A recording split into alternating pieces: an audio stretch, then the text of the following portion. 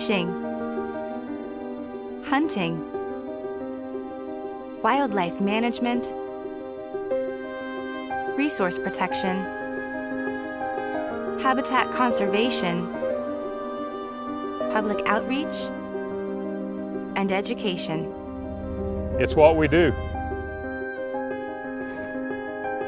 It's what we live for. Simply put, conserving wildlife literally means the wise use of wildlife. And that's at the root of everything we do.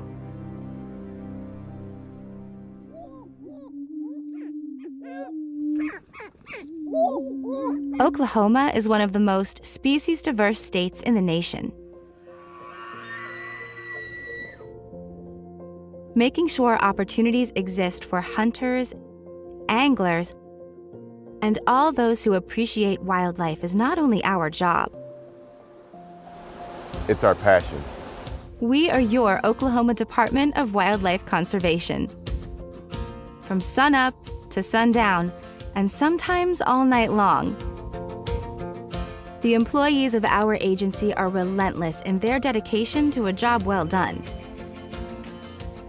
The science behind wildlife conservation is constantly evolving, and our biologists are leading the way with groundbreaking and cutting-edge techniques that the entire scientific community benefits from.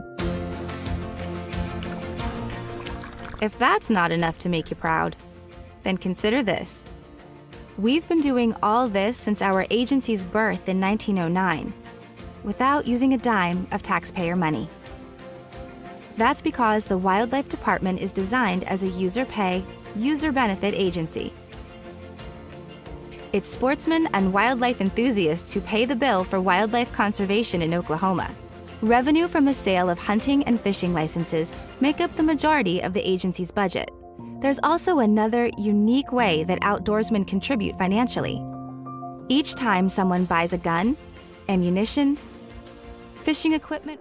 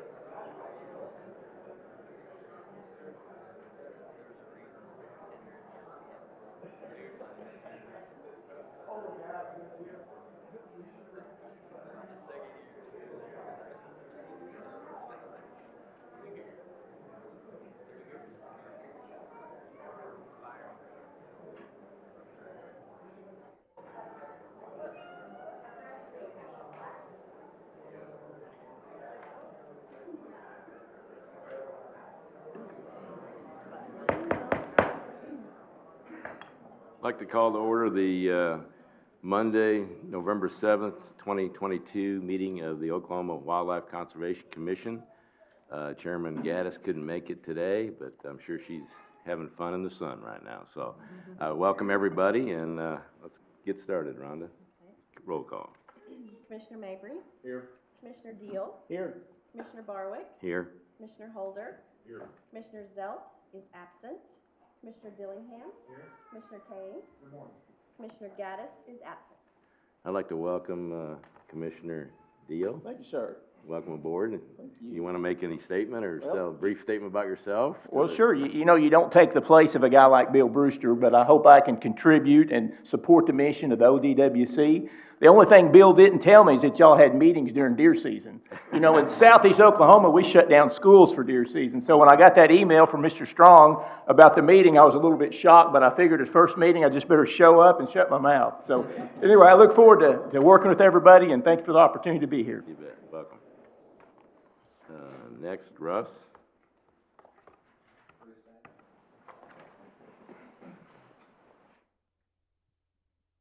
Our Father in heaven, we're thankful for a beautiful day, and we're thankful for favorable conditions under which we can gather here this morning. As always, we're humbled that you've entrusted us with care and stewardship of your creation, and we plead for your guidance that our decisions would be wise. Pray that you would remember our nation in our day of decision. Ask that wisdom and civility would prevail. As we separate and go our separate ways, we pray that you would guide and keep us safe. We ask. Amen. I pledge allegiance to the flag of the United States of America and to the republic for which it stands, one nation, under God, indivisible, with liberty and justice for all.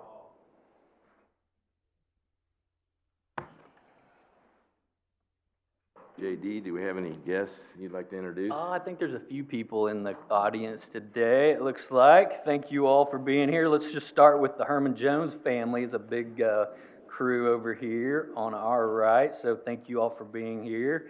Their state representative, David Harden, is here with us this morning from Adair County. Rick Grunman, our foundation director, is here. Of course, Laura McIver from Quail Forever, who has a better attendance record than just about anybody. Laura. Chris Lee with Quail Forever, Max Pritchard, and Dinsey Pritchard with Delta Waterfowl. I'm sorry if I butchered that. Jordan Minge from Quail Forever, Mark Winters with Delta Waterfowl, Amy Robinson and Jared Robinson from Robinson Wildlife Solutions, Eric Groller, I think. It's a little hard to read. Quail Forever, Tyler Talley from Quorum Call, Rick Nolan from National Wild Turkey Federation, also Annie Farrell from NWTF, and Oscar Juarez from NWTF. Thank you all for being here. JD, you have presentation awards to give?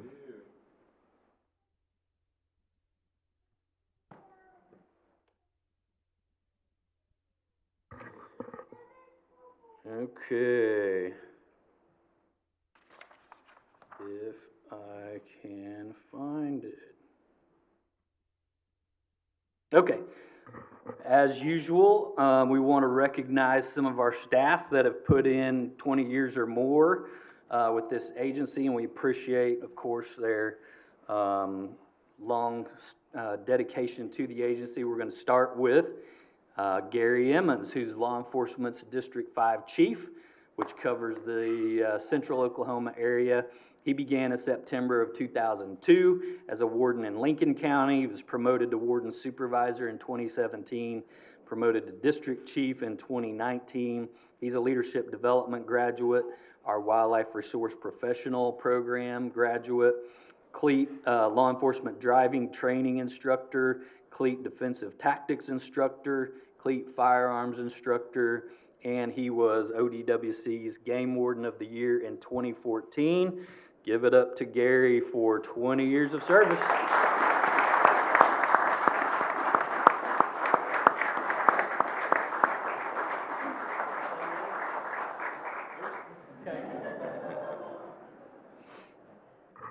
and a few words. All right, and for 25 years of service, we have Shane Fields, a game warden in Pittsburgh County. He was hired October of '97 as a warden in Alfalfa County, transferred to Push County in '98, transferred to Carter County in 2001, moved to Wisconsin for a couple of years and came back in 2003, rehired as the warden in Pittsburgh County, where he resides today. He's got his bachelor's in wildlife from Southeastern, Law Enforcement District 3 Warden of the Year for that district in 1999, 2005, and 2006. NWTF State Chapter Wildlife Officer of the Year, 2005, 2007. NWTF National Law Enforcement Officer of the Year in 2007. Graduate of the Wildlife Resource Professional Program in 2018 and the Leadership Development Program in 2020. So for 25 years of service, thank you, Shane Fields.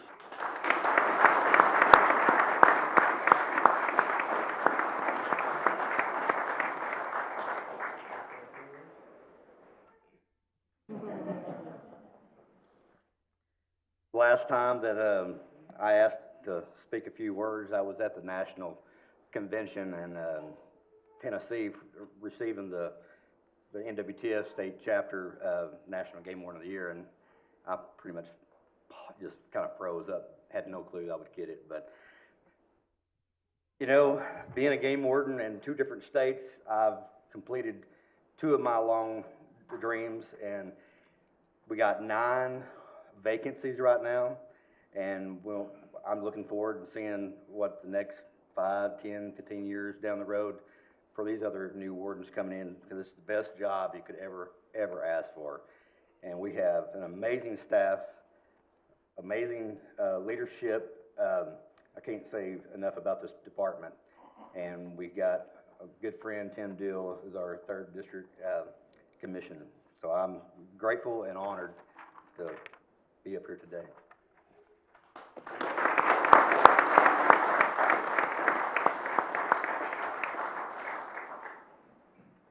Okay, next for 30 years of service, it's Curtis Latham, game warden in Johnston County, hired in October of '92 as a game warden in Cotton County, transferred to Johnston in '97. He was the 6th District Game Warden of the Year in '96, the 4th District Warden of the Year in '99, 2002 Game Warden of the Year for the state, cleat instructor, airboat and marine survival instructor, emergency vehicle operations course instructor, field training officer. He started the Big 5 Fishing Clinic in 1998 with State Representative Don Duke, where approximately 20,000 kids have now participated to date.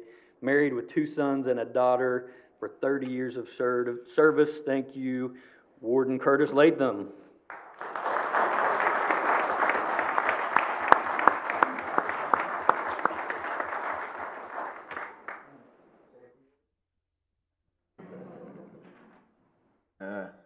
Thank you again. I'd like the opportunity to be able to fulfill my dream, just like Shane said, and I'd like to thank the people that tried to hire me, but none of them's left. So, thank the department as a whole. I was thinking last night, I'm fixing to start on my 7th game warden truck.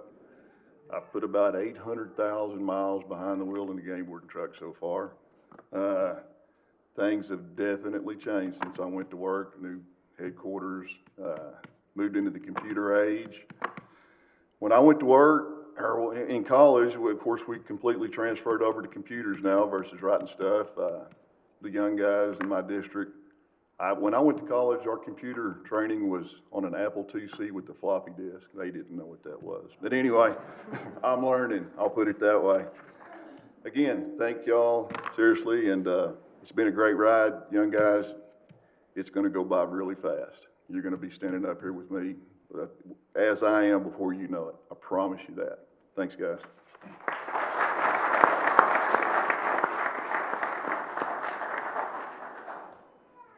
All right, and last one, also for 30 years of service to the department, Jeff Big Money Pennington, Wildlife's Central Region Supervisor. He was hired in September '92 as a wildlife biologist at Keystone Wildlife Management Area. Promoted to biologist 2 in '98, biologist 3 in 2003, promoted to Central Region Supervisor in 2011. He applied but didn't get the McGee Creek, Stringtown, and Toka biologist position in August of '95. I don't know why that's important, but they thought they'd try to. Everybody likes to gig big money over there. So recognized as the ODWC Wildlife Division Biologist of the Year in '97. He's ODWC's representative on the Oaks and Prairies Joint Venture Management Board and the Southeast Wild Hog Working Group. So that's our wild hog guy right there. For many years, Jeff was responsible for making the chili, around 325 gallons of it every year for Wildlife Expo. In his exuberance to get the job done, Jeff has amassed quite a collection of Dent and Dean forms in his personnel file. Jeff has seen lots of different things on WMAs during his career, including bobtailed Labrador retrievers and unconscious cattle. So lots of stories, but Jeff, I know, man, like all the fun stuff, but Jeff's a hard worker and we appreciate all he's done for the last 30 years for the department. Jeff Pennington.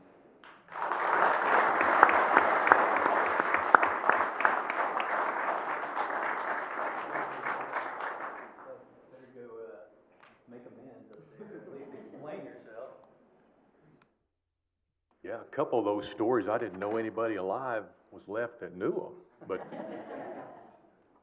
and also on the 30 year, I don't know, Vicki, there's gotta be something adding the maths, is that right? It just doesn't seem like 30 years can be correct, because it just seemed like yesterday I started my dream job, which is working for the wildlife department, and 30 years of doing what you love, it just flies by so fast, so fast. If you're young out there, you know, you got to cherish every day because it goes by in a hurry. And the two things I'll say is that, again, working with the resource that I love, and from 30 years ago until today, I guarantee you, I don't know how many people we have on the payroll now, but you can't find a better 300 and something people anywhere on this planet than you have working here for the Oklahoma Department of Wildlife Conservation. And I feel very privileged to have been a small part of everything that's been going on here the last 30 years. Very privileged. Thank you. Thanks for everything you all do for the constituents and for our employees. Appreciate you. Thanks.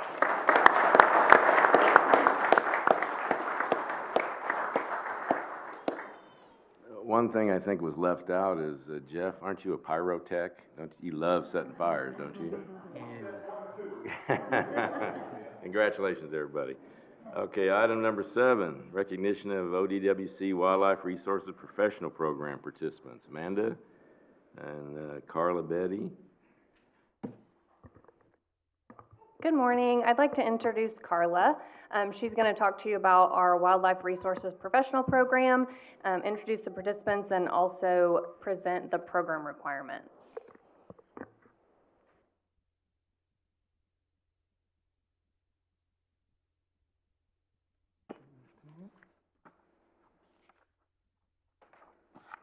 Thank you.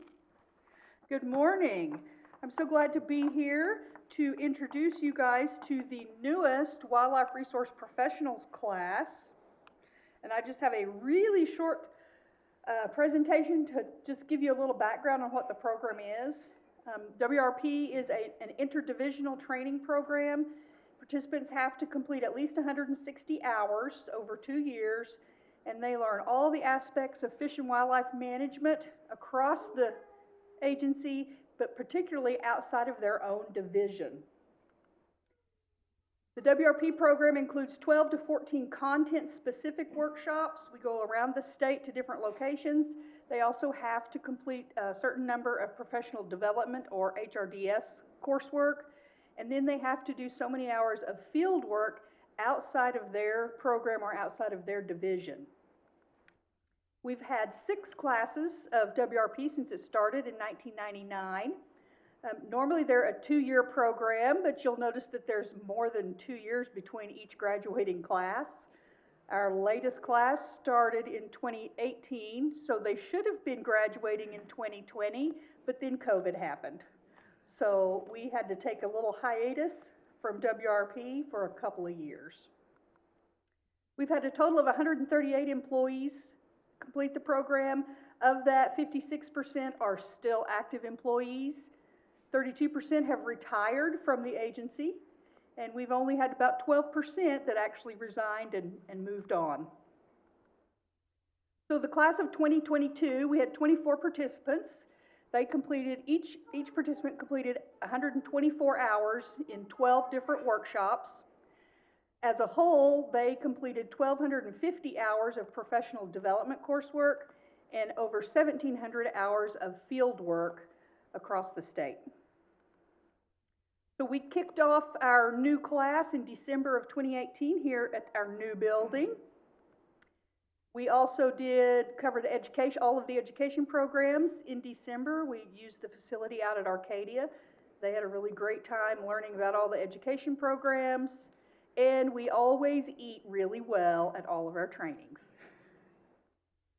We also did participate with Jeff on one of his prescribed burns. Most of the time those were kind of scattered because as you know, those are a little hard to schedule for a big group of people. So I don't have individual photos because they kind of spread out and went to different locations to do that. We visited the Paddlefish Research Center up in Miami in April of 2019 and got a back scene view of the caviar processing center. So of course we had to wear the appropriate attire for that. We also visited the McCurtain County Wilderness Area with biologist Clay Barnes and learned all about endangered species, the Wildlife Diversity Program, and also we had a program about bears. So one of our participants, a couple of them actually volunteered to learn how to climb trees. In October of 2019, we came back to headquarters and learned all about the 5 sections in the administration division and also about several of the programs within the wildlife division. And they had to participate in a WRP Lego challenge. So they had to earn their Legos at all their different stops, and then they had to build something that represented the agency. And then the agency actually got to vote on who the winner was. We went to Robbers Cave State Park with our information section, and they learned all about social media and all the different programs they did, and their assignment for the 2-day workshop was they had to actually take some photos and come up with captions that were appropriate for posting on some of our social media. We got to work with fisheries staff both at Byron Hatchery, learned all about jar culture, and then fisheries surveys. We put them out on the boats and actually made them do some work at Lake Carl Blackwell with the staff from the North Central region. We did manage to get with Mel Hickman one last time at the Selman Bat Watch. And of course, again, at Hackberry Flat, WMA, and the Hackberry Flat Center. And we got to tag monarchs this time. That was quite a deal. We visited Pack Saddle WMA out in Roger Mills, Ellis County, and learned all about upland game birds. And everybody was really fascinated by that bobcat and the mulcher. And then, of course, in January of 22, we were here at headquarters and then out at Fort Reno, and we talked about big game programs, and a few of the participants got to go out and do a little bit of the herd health studies. And then, of course, our last class was law enforcement down at Lake Texoma.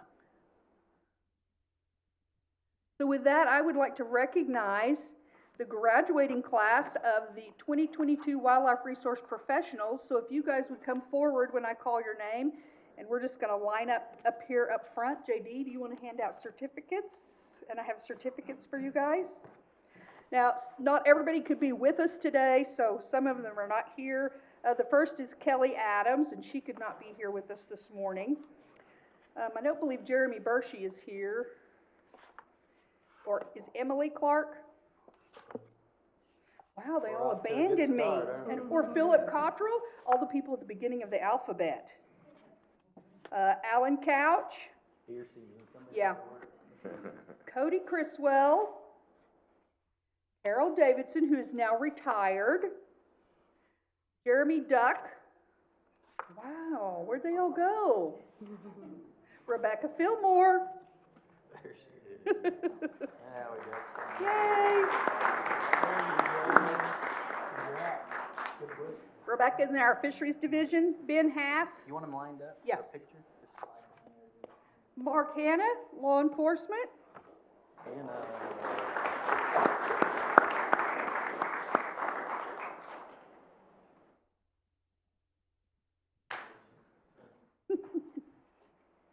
Darren Hill, who's in our C&E division.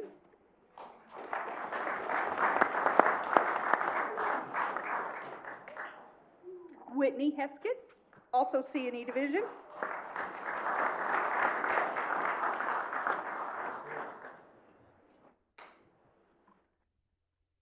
And I have to say his real name, Nathaniel Kester. So where's Nathaniel at? Because we don't call him that.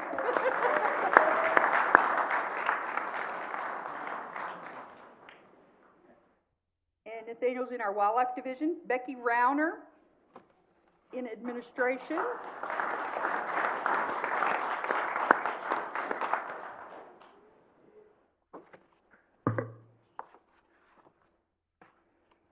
Joey McAllister couldn't be here with us, and Jason Smith. Joey's in wildlife division, and Jason Smith is in C&E. Amanda Thomas in administration.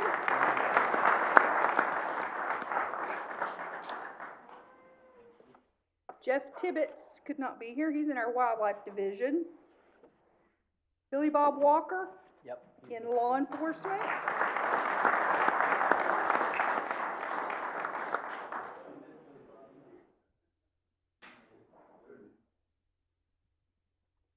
Mickey Wilmoth in wildlife division.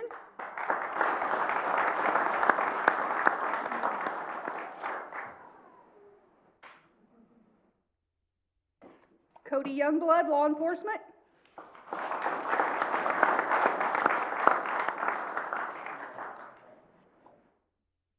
And Michael Zimmerman, law enforcement.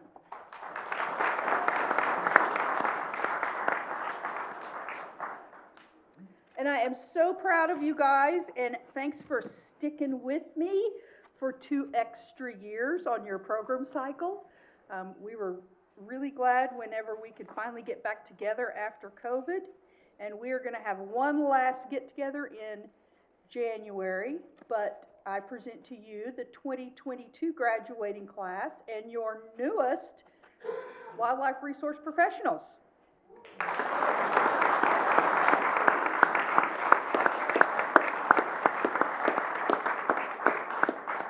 I think we're going to go out to the lobby to take our group photo. Thank you, guys. Thank you, Carla, and all the participants.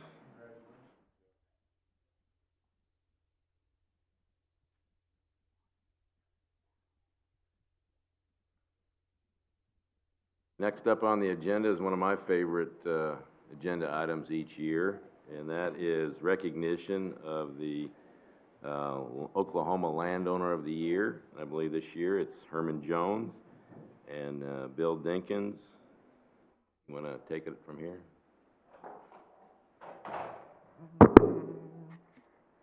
Thank you, Commissioner Barwick. Good morning, Commissioners. As Jim said, this is a award that we do annually, and it's quite an honor to be able to recognize a Landowner of the Year. As y'all know, with 97% of the state in private ownership, it's mission critical that private landowners engage in wildlife conservation. And today we are going to recognize an individual who's done an outstanding job. And I'm going to introduce Josh Richardson, our private lands supervisor. He's been on there in that position for about 2.5 years. Some of you have heard me say it, but since Commissioner Dill's here, I'm going to reiterate it. 3 years ago when I took over as chief, looked at our division, did a little reorganization and created the private land section. And I did that because I thought it was, again, mission critical and important to put emphasis on that part of our mission. So Josh stepped up 2.5 years ago in that supervisor role, and Josh is going to introduce Nathaniel, and then we'll have a PowerPoint presentation for Herman, or Hope. Good morning. As has been mentioned, this is a very exciting and fun day. Maybe not quite as fun as receiving a check, but in other ways, just as or more fulfilling. Our Landowner of the Year program is an annual award that the department gives out to recognize worthy landowners. We open and accept nominations from all members, employees at the Wildlife Division across all divisions. Once nominations are sent in, they're reviewed by the Wildlife Division supervisor staff. A recommendation is made and forwarded up the chain to Director Strong to select our Landowner of the Year. Oklahoma has approximately 44.7 million acres. Of that, 95% is privately owned. We have 5 biologists in Wildlife Division staff to cover that approximately 42 million acres. Kind of a stretch for some of us, so we really rely on our other department personnel. This year, we had 5 nominations from across the state, and I would like to take this opportunity to point out and also thank, and I'll call him by his more recognized name, Junior, for submitting our nomination. Mr. Jones is not a person that we've had the privilege of dealing with in our, like I say, five biologists scattered across the state, but Junior has a history with him, and the Jones family has a history with the department. So we'd like to take this time, or I'd like to take this time now to first off thank Junior for submitting the application and to invite him up here to tell you all more about Herman Jones and the Jones family, our 2022 Landowner Conservationist of the Year. Well, as Josh said, when somebody says Nathaniel, I just kind of stand there looking around. Everybody knows me as Junior, and that's usually what I go by. But I'm Junior Kester, Cookson wildlife technician, a beautiful, beautiful area over there. But it is my honor and privilege this morning to introduce to you Mr. Herman Jones, the 2022 Landowner of the Year. Herman is from Adair County, southeastern Adair County specifically, right up against the Arkansas state line. And when I met him that day in Stillwell and told him that he had won this award, he said, "I just want you to do one thing for me." And I said, "What's that, Herman?" He said, "I want everybody to know that I'm proud to be from Bell, Oklahoma." So I said, "I'll do it, Herman." Bell is a small community there in southeast of Stillwell, right up against the state line. Not a lot goes on at Bell, hunting, but if you go through there, you better know how to talk Cherokee, I'll tell you that. A little bit of history here on the Jones family. I'll start there, and it all kind of ties back in this morning. As you can see, this Jones family is a very tight family here. When Pops goes to do something, you get the whole family. And I mean, you've got everybody showing up this morning. Herman married his wife Peggy in 1963. They had 3 children, one son Vince, and his wife is Cheryl. Tammy, a daughter, her husband's Dale, and then Tina, her husband's Mike. And they have 6 grandkids, and then 8 great-grandkids along the way. And in 1983, Peggy unexpectedly passed, and if anything, that brought this family much closer together. You've got one, you've got them all, so to speak. 1964, Herman graduated from that school up in Stillwater, the Oklahoma State University. And Herman is a proud graduate, alum of OSU. And again, that kind of tied into some of that mindset that you have to have as a landowner whenever it comes to wildlife management on your property. You know, everybody's kind of looking to make a dollar. What can I do with my land? How can I make money? But Herman was always open to that research and that academia aspect of how can I make my land better for wildlife as well. He was even an OSU extension agent for a few years in Tulsa County. And that just kind of rolled into his willingness to just be open. I mean, that part of the world is not very accepting a lot of times to government on my property. You know, a lot of people just say, "No, I don't want that. I can do what I want to on my place," and they have that right to. But Herman was always open and willing to anything we needed from him.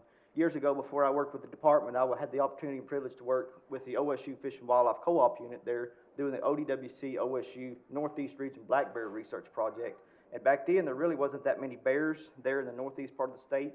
So if you didn't have access to that small core of bears, you didn't have any bears to trap. And so Herman was one of the first ones to give me access there. We got in on his property, and from his lead, we had access to other properties. So that kind of snowballed. He was the one that kind of broke the ice there. And then also years later, whenever I started with the department, we started the herd health evaluation with the department, and looking at some of that research there. And again, Herman was he's, you know, whatever you want, I'm here. So we got to go out on his property, do some harvesting there in 8 Aaron Squee counties. And he allowed use of his facilities. We got to stay in his cabin there, got to use his facilities to work up the deer and collect our data. And the family fed us a hot meal that night before we got to go out in the field and harvest. So he was always willing and able to help. A little bit of his property there, this parcel property he's got there is approximately 1,300 acres.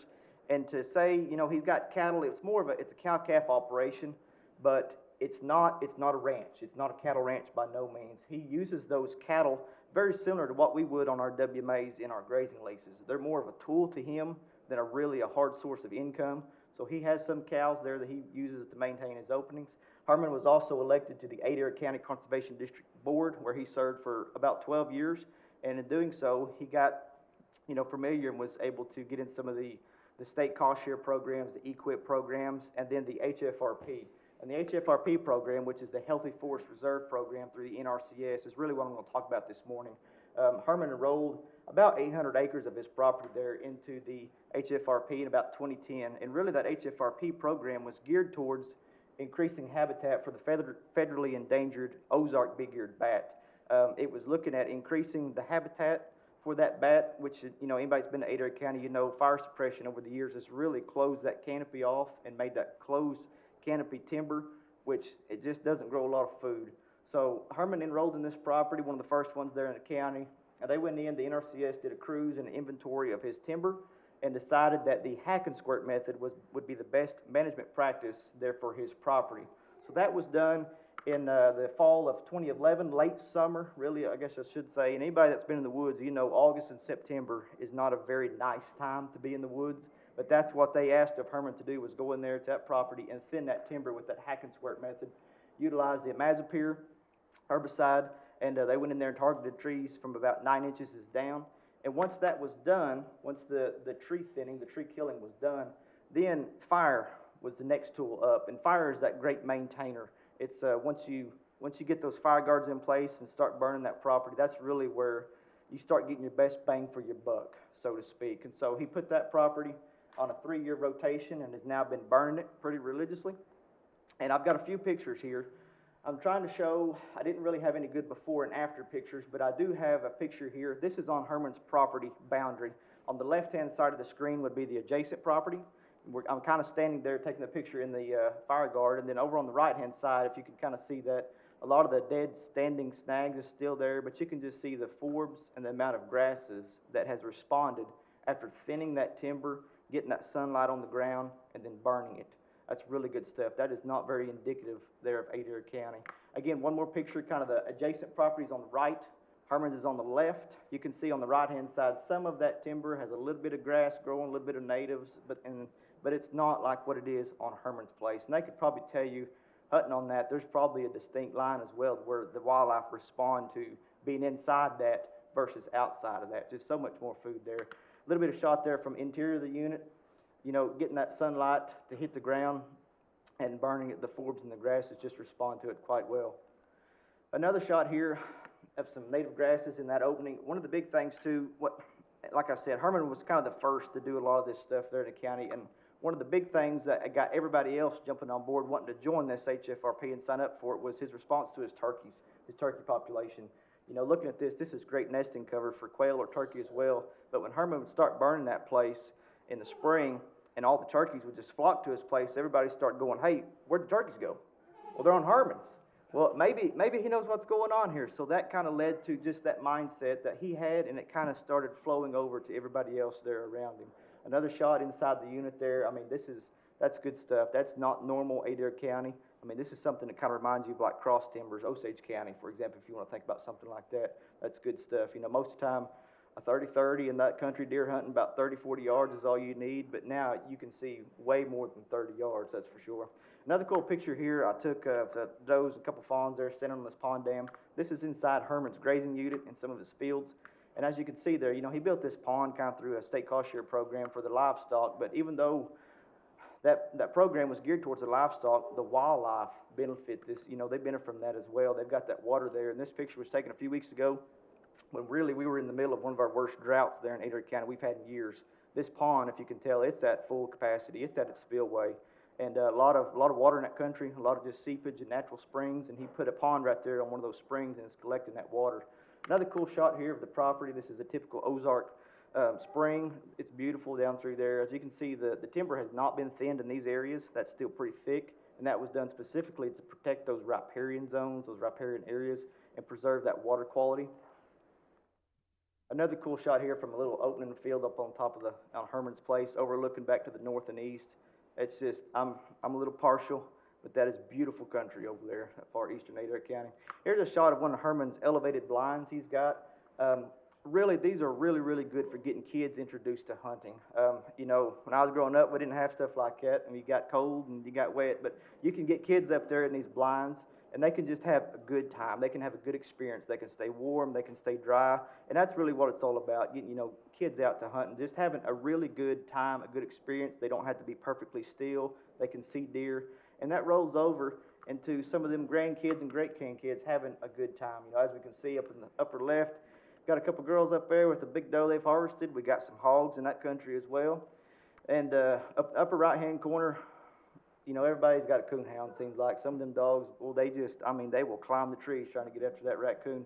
Bottom right-hand corner, some of those farm ponds Herman's got, he's got some great fish stocked in those ponds that they love using as well. Here's a couple shots. I'll go back one more. When Herman bought this property, there was an old home place there. If you can kind of see that old chimney on the right-hand side. When he bought this property, they wanted to build a cabin.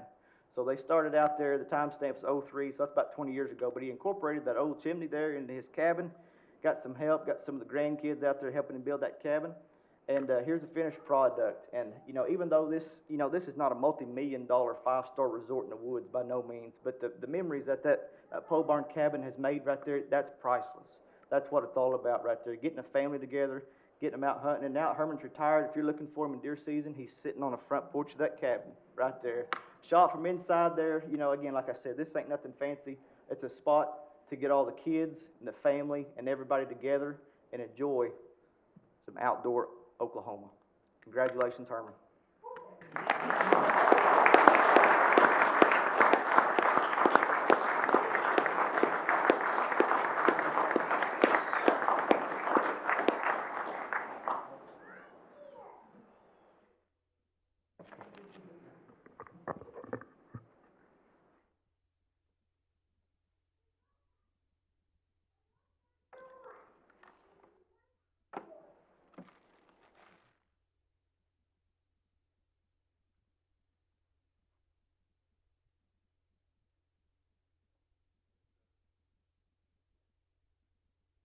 Herman, I'm going to stay here at the mic real quick and read this plaque before we present it to you. It says, presented to Herman Jones, Oklahoma Landowner of the Year 2022, in recognition for outstanding contributions toward wildlife conservation and habitat enhancement on private property. So.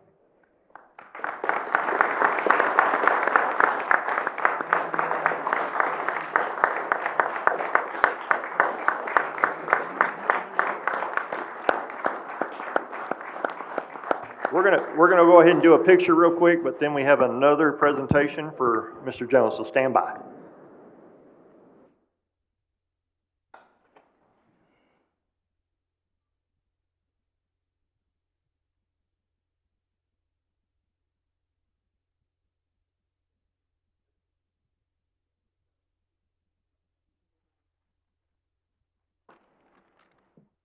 Okay, at this time, I'd like to ask State Representative David Harden, please come forward. He has a presentation for Mr. Jones as well.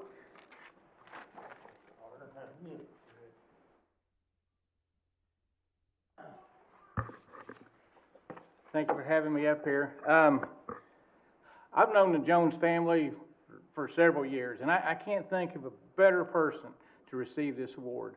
Not only Herman, but the whole family is very well respected in Adair County. I think they own most of Bell. It should be called Jonesville instead of Bell. But anyway, in honor of this award for Herman, Mr. Jones, I had a citation printed up. It's a Certificate of Achievement, 2022, Oklahoma Landowner Conservationist of the Year, Herman Jones. Whereas Herman Jones is worthy of this honor for he has always had a passion for farming, wildlife conservation. He has a degree from the animal science from Oklahoma State University, has been a cattle owner, farmer since 1959. His love of the outdoors inspired him to begin making land purchases in the early 70s. Wished we had all done that, but he was smart enough to do it.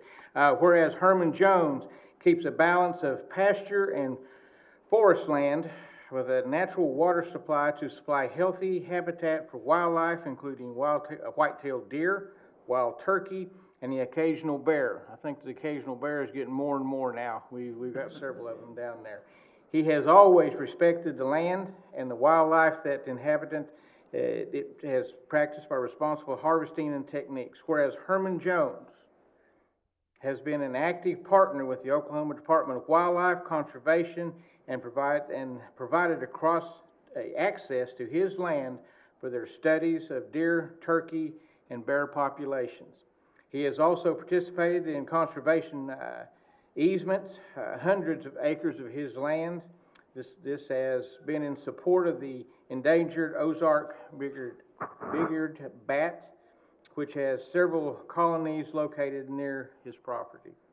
And whereas Herman Jones was named the 2022 Oklahoma Land Conservationist of the Year, his efforts have the positive impact on his community, his family, as well as the environment and wildlife on his property, which will benefit many future generations. And now, therefore, pursuant to a motion by Representative David Hardin, the Oklahoma House of Representatives, District 86 extends to Herman Jones sincere congratulations. This citation will be presented. Thank you.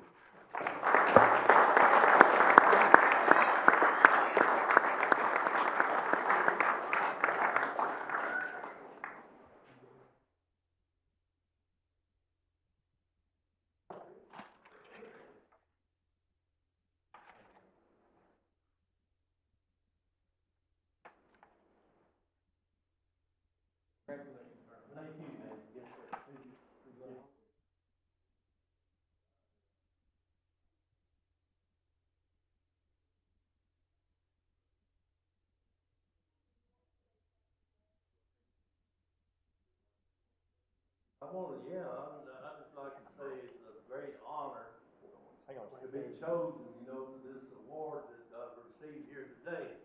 I appreciate everyone that has worked on it. I know Junior, he worked real hard, and we basically thank him, for what he has done, and we just, thankful that we can do a little bit to help in the wildlife department and the conservation of the land and everything.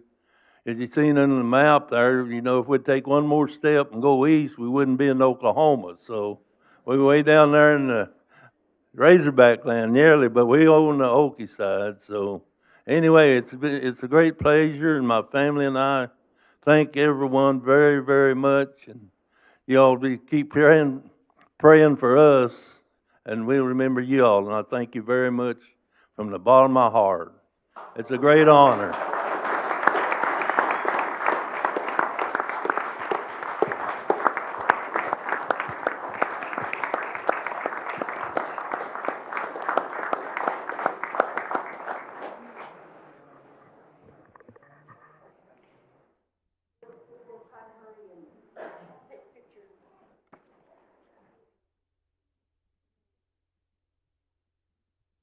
Don, are you doing them here or out there? Okay. Thank you, Representative Hardin. Appreciate you coming by, and congratulations to you, Mr. Jones. We appreciate your conservation efforts.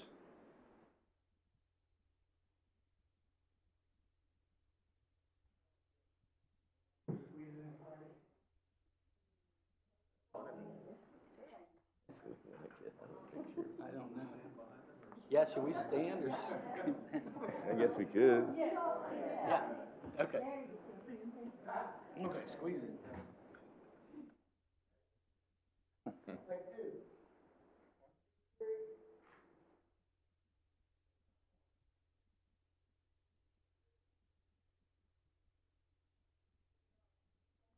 Thank you all.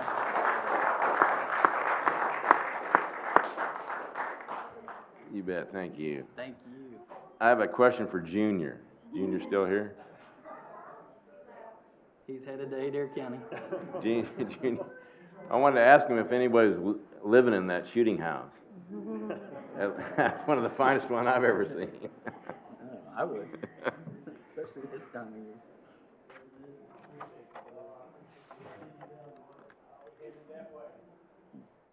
Next up on the agenda, we have some other items that we always like. Bill, can you tell us a little bit about the National Wild Turkey Federation donation? Yeah, it's my pleasure. Annie, if you want to head this way. It's been a couple of years since National Wild Turkey Federation's been able to come up and do the big check, but when I got notice that they were rolling along again, raising funds and willing to make a big donation, I reached out to Annie and said, hey, won't you come to the commission and receive a little bit of recognition for all your hard work and your volunteers and your state chapter leaders. So with that, I'll turn it over to Annie and let her talk about some of the details of the donation. Yeah, thank you. I'm glad to be here. Like Bill had said, it has been a couple years since we've been able to provide a big donation like this, and so we're really excited. Our super fund is pretty much back to normal now. All of our hunting heritage banquets are back to normal and contributing to the super fund. So this year we were able to allocate $113,234 total in Oklahoma, which is really exciting, and $42,700 of that is going towards ODWC projects.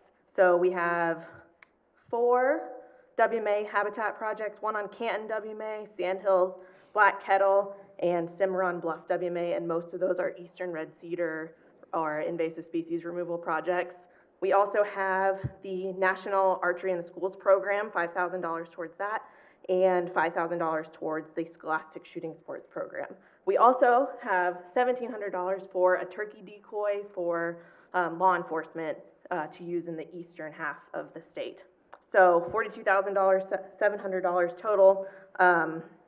We're also contributing to Oklahoma State University, the turkey research that's going on across the state, and then also Oklahoma Prescribed Burn Association. So really excited. We are so grateful for our partnership with the department. We couldn't get much done without y'all. And I also wanted to mention that we have the 3-to-1 match, which is huge for our funds and for y'all's projects on the ground using the Pittman-Robertson dollars. So, did I miss anything, Bill? Oh, we also have Casey Harriet, our R3 coordinator, is here. She's going to be presenting a little bit later. Rick Nolan, who's on our state board of directors, and then Oscar Juanez, who is our regional director in the state. So, thanks for coming too, you guys.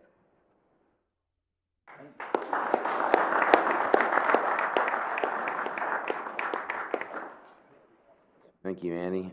Over here, I guess over here. Do we have any questions, any discussions? How about a motion? Motion to accept. So moved. Bill? I would like to just say too, the work that you all do and with the decline of turkey populations around the state and throughout the central region of the United States is hugely important. So thank you all so much. This is very beneficial. I'll second the motion. Aye. Commissioner Deal? Aye. Commissioner Barwick? Aye. Commissioner Holder? Commissioner Dillingham? Aye. Commissioner Kane? Aye.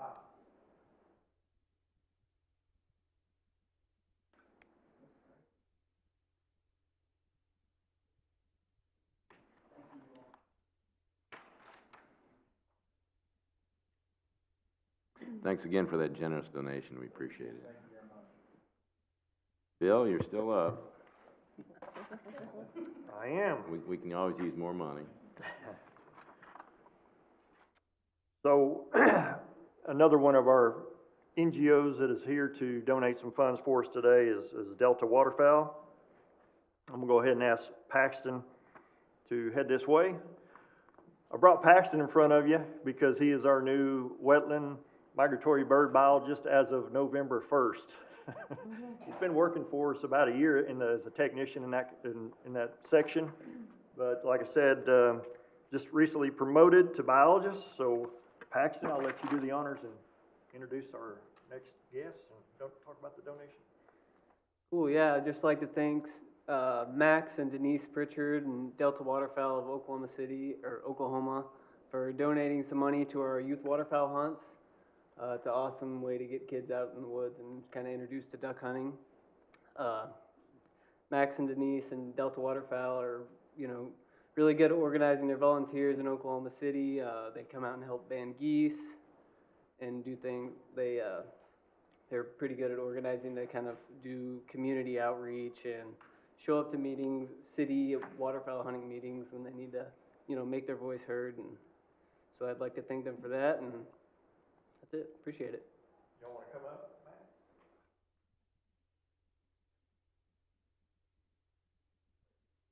Yeah. I might just add, y'all that have been on the commission a while recognize Max. He's been here several years, so we appreciate your support, Max. Thank you very much. Want to say anything? I don't. I always lock up when I get in front of these microphones. It's embarrassing, but I want to thank the commission for me to have privilege to come before you guys today. I'm passionate about what we do and want to get involved as much as we can with the Oklahoma Wildlife Department and their waterfowl division and help out in any way we can. And we just love what we do. Thank you very much. Thank you, Max.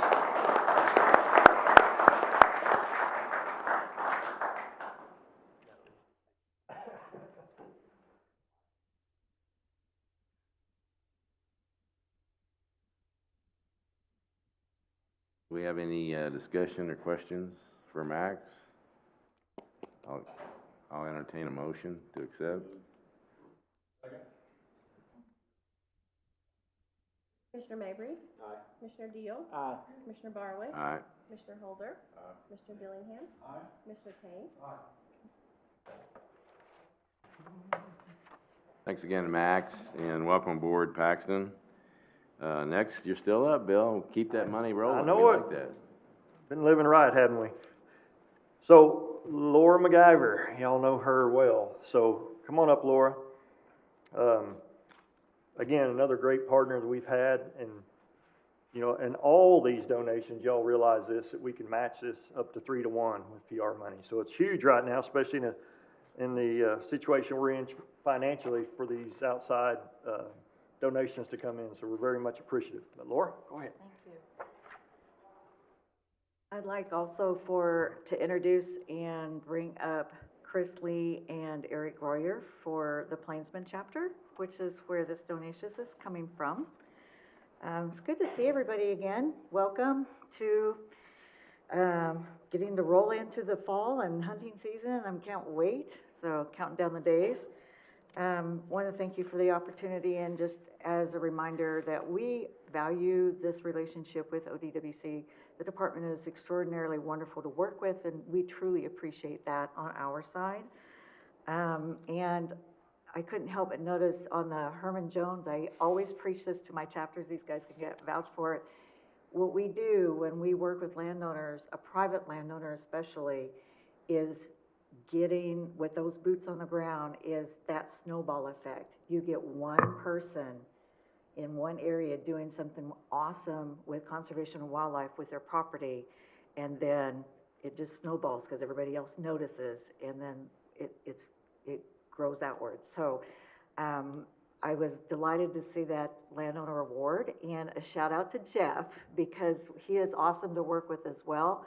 One of the most incredibly knowledgeable on quail. You get out in the field, you walk any field, and he'll tell you so many things that you never learned before. I can just tell you that right now. And we especially love his burn baby burn attitude. So we like that. So in this particular donation, when they added Sandhills WMA, I was really happy to see that piece of property is being added in.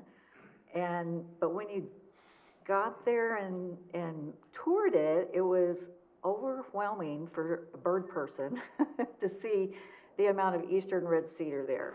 So there is quite a bit of work that needs to be done, and the Plainsman's chapter has stepped up to want to actually adopt that WMA pretty much for them to help work and get that one into shape. And so consequently, they will be donating $2,500 for that 3-to-1 match for removal, contract work for the removal of eastern red cedar. Yes. So extraordinarily happy about that. These guys, this chapter wouldn't happen actually without John Grondike pushing me, because we tried like 4 times to get a chapter going in Enid, and these guys, Chris was actually the original president and is now treasurer of that chapter. So, and they're rolling right along now, and I'm really proud of them, and they work really, really hard. This isn't me, it's these guys. They're the ones that every month they meet and they plan and they figure out what's the best thing they're gonna do. Eric has already hosted a really wonderful pollinator project on his property. So I just am thrilled to be able to have these guys here to introduce you to some of the hardworking people behind these donations. So, and shout out for NWTF. Delighted to see you guys back. We can't do this alone. There's no way. It's a teamwork. Everybody partners in. Same thing with Delta Waterfowl. So thank you guys. Anyway, without further ado, I'll let you, if you want to say anything? No? No? Okay. We'll be presenting a check for $2,500, and thank you so very much.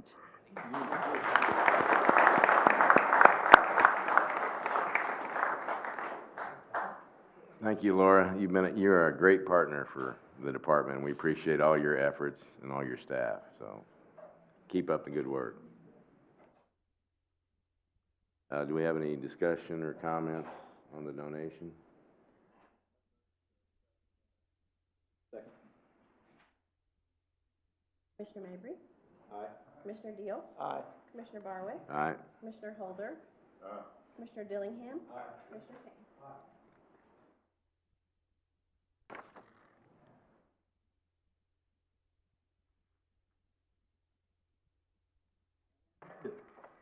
Bill again. Yes, sir. I hope the term spotty isn't gonna come into your presentation. Well, Spotty with a chance of quail. I'll leave the details to Tell Judkins is our upland game biologist, going on almost 4 years in that position. So, and as you know, this time of year, we recognize and honor a long-standing, I mean, deer's king, we understand, but also a long honored tradition in Oklahoma's quail hunting.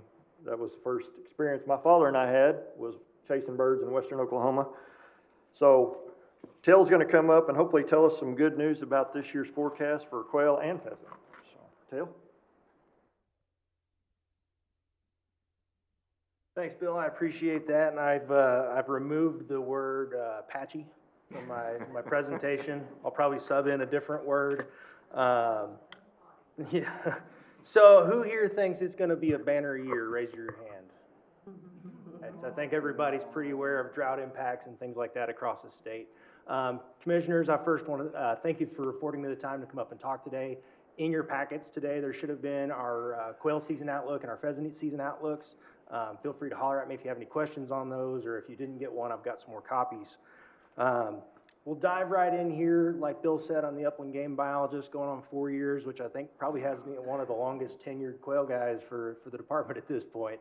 But every year in October and August, we run 83 routes across the state to survey observations of quail and pheasant. And if Jeff's doing the survey, that counts cats and dogs and dove and deer, and just, I think, potholes he includes. He's very thorough on his surveys. But we also do these surveys every March and August. We do 13 of those surveys for pheasant up in the northwest and north central part of the state. These surveys give us an index of bird numbers, not an actual census. There's several factors that can impact how observable these birds are along the way. A brief overview of quail. Some of our regions saw minor upticks, but are still below average. Hunting should be fair, but patchy. We won't say spotty. It's going to be pretty comparable to what we've seen the last 3 years. This year, we've got a few risers. Looking at that the columns on the right, those are our October results. They tend to be a little bit more realistic of what we're going to see in the field come hunting season, which actually starts just this coming Saturday, so we're pretty excited about that. Southwest Oklahoma saw a little bit of a bump from 1.25 to 1.5. Those numbers are all quail per route. And in the southeast part of the state last year, we didn't observe any birds on our surveys, but we were up to almost 1 bird per route this year. And then our statewide numbers are actually up about 6% over last year. So a little bit of a rise is always welcome there. Looking at this, and that kind of rearranged on us a little bit, but we tried to color code those to let the eye match up to them pretty well. We break these numbers also down by ecoregion. Our regional boundaries are kind of man-made lines, so when it comes to dealing with a wild animal, sometimes those lines don't always paint the best picture. So if we also look at ecoregion, we can see that ecoregionally, the Arkansas valleys and ridges, the cross timbers, other areas of the state like the Ozark Highlands and even the Rolling Red Plain are up a little bit over last year. In fact, the Rolling Red Plain was up from 1.1 to almost to 3.2 this year, so that's always good to see. I've also included graphs of each of our regions and our statewide trends for long terms. This will show you about a 33-year window of our roadside surveys. This year I included a 10-year rolling average, and that's that green line you see on the screen. The first 10 years, and it's going to be on all these graphs I'm about to show you, the first 10 years are an additive average, so year 1 is 1 year, year 5 is 5 years of data, year 9 is 9 years, and after that 10-year mark, so starting about year 2000, it's a true 10-year rolling average. This will really help us paint a picture as we go throughout the state in different regions to help look at those long-term trends. So we have statewide, there's the Northwest region, fairly stable for the last 6 years now. The Southwest region, drought has really been a big impactor down in that region. We've also had some changes in agricultural production and land uses down there, so working with landowners, including our commissioner, to try to turn those around there in Southwest Oklahoma to improve quail habitat. North Central, shout out to Jeff. He's been pretty proud of these rises the last couple years. Northeast, getting really close to that 10-year average there in the northeastern part of the state. And landowners, like the one we recognize today, are definitely a part of that. South Central part of the state, there again, drought has been a big impactor. A lot of land use changes over the last few years and last decades that have led us there, but a lot of good work going down there as well. Southeastern part of the state, up even with their 10-year average this year. I will throw that out there. If you like hunting pine country, it might be a decent year to do it. And we'll switch gears and look at our pheasant surveys. So on the map in front of you, we have the non-traditional and traditional counties.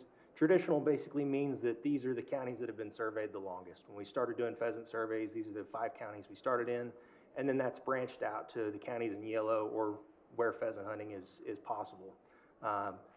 Dewey, Blaine, Kingfisher, all those north of 51 have some hunting, but that's our primary area there. This is a little bit busy of a graph, but I'll walk you through it here. The black bars are going to be the crows per point, so that's how many crowing males that we hear in the springtime surveys.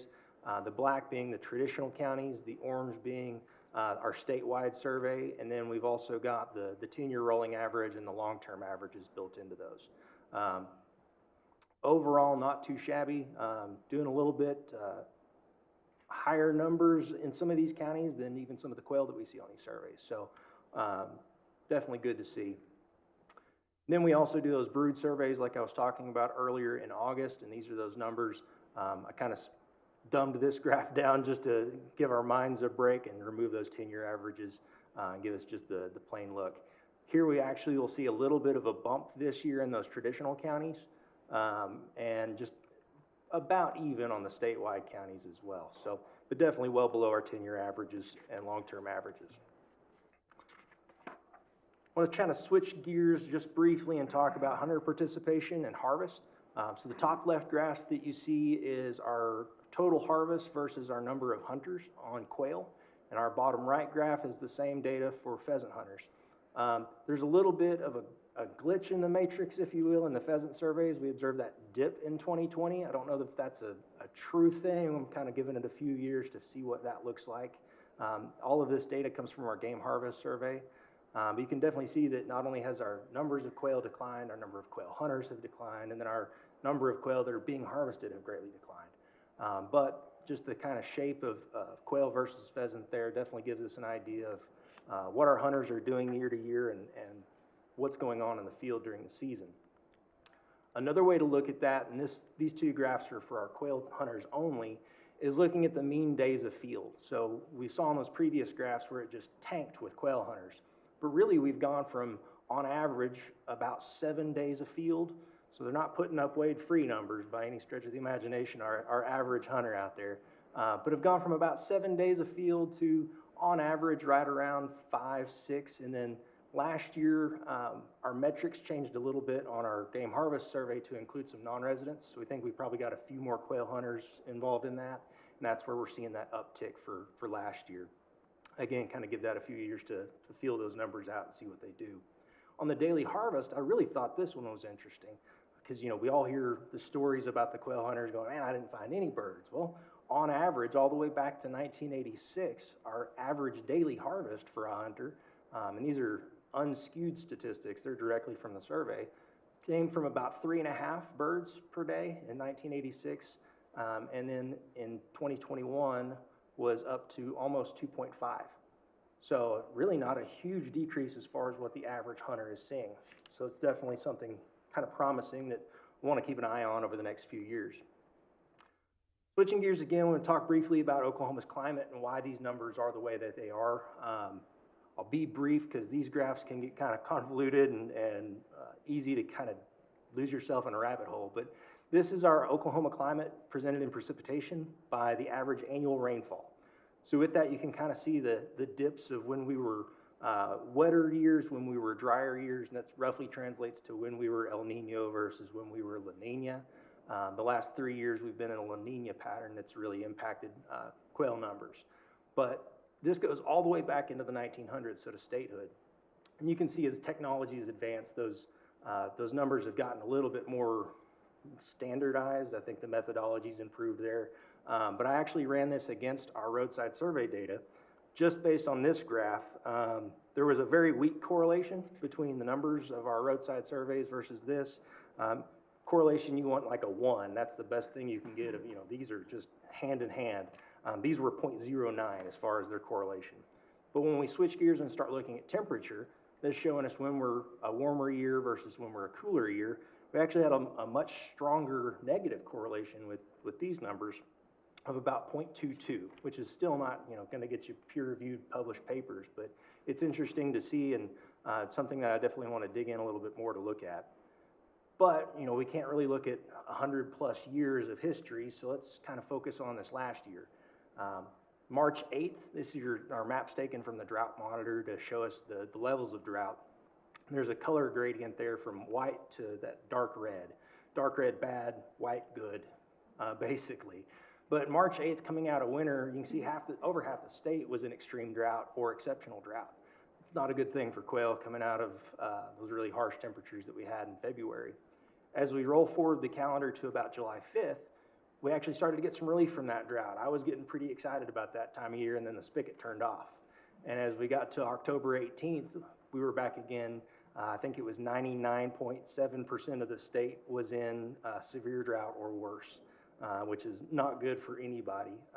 And then as far as last week, on the 1st, this was our up-to-date map of 97+% of the state in that D2+ category, and almost a quarter of the state in extreme drought still. So, and that was with those rainfalls that we saw right there at the tail end of October. That gives you a little bit of a brief snapshot as far as what the quail have been doing, what kind of adversities they've been impacted with this past year. But nonetheless, this Saturday we will kick off our quail season, November the 12th. There's some information up there. 10 bird daily limit, 20 birds in possession, just like we have been. I do want to take note of the rule change that we passed through commission last year, that the quail season on those department-managed lands that are on the west of Highway 81 roughly, will be closed to non-residents February 1st through 15th. The big thing I would stress out of this is that, non-resident hunters should really take care to read those Oklahoma hunting and fishing regulations that are out there to make sure that you're all lined up and squared away before those game wardens with long tenures start coming out to check you on the 12th, or especially as we get later in the season. And then again on pheasant, that season will open December 1st. Will be a 2-bird daily limit of roosters and cocks only, and 4-bird possession limit. So with that, I will give my key address of, even with all these numbers, get out there, work some ground, trust your dog, and make some memories enjoying outdoor Oklahoma. And I would be remiss, that last slide got cut off, including my quail technician there, Carson. He's always happy to get out there, and a great reminder that the outdoors are always open. But with that, I would gladly take any questions, and thank you again for having me today. Thank you, Tel. On one of your graphs there's a huge spike in 2007. 16? Yeah, so that'll be our 15-16 season. You said 7? Yeah, I thought that's what it. Right. 5? Yeah, it'd be 5. Yeah. What was it? I see 2 big spikes there. What do you think attributed to that? So 2005, I haven't really dug into because 2003, 2, 3, and 4 were all pretty decent years, especially considered to where we're at. Let me think on my feet real quick at those. Generally, we can look at those rainfall and temperature maps and kind of get an idea. Mid-2000s, we had another drought period. The early 2000s, 2001 would be that drought specifically that you can see there on the map. And then we came out of that drought with 2 years in a row of wetter years that were also right around average temperature. And so when we had those more ideal temperatures with better rainfall, that led to those spikes. And we saw the same thing in the 15-16 spike, where we had 3 or 4 years of extreme drought, vegetation had been eaten down, and it was almost like prescribed fire had come through the place, just with all the vegetation being eaten off. And when the gears lined up and we had the right rainfall at the right times, it really allowed those birds to explode in a good way. Yes? In 2005, we had 3 degrees. And I use theirs, we had a place.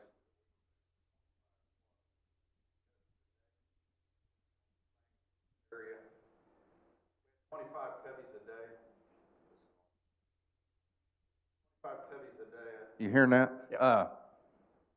Went to 6 coveys max on the same property, the same dog, so it was 3 weeks over 103. It was brutal, and it shows you how quick it can bounce back, like it did in 16 when it started raining, and we didn't have more than a week of the hot temperatures. Yeah, so there again, kind of goes back to those temperatures, rainfall, not wanting to cooperate with what the birds would need. This year we started off pretty well with a decent crop of forbs and insects. But then that, like I said, that spigot turning off all throughout the nesting season, brood rearing season, definitely makes conditions tough on raising baby little cotton balls. Anything else? Appreciate y'all. Thanks, Dal. Next up, Nels. Bill, you sure you don't want to go up and? More money?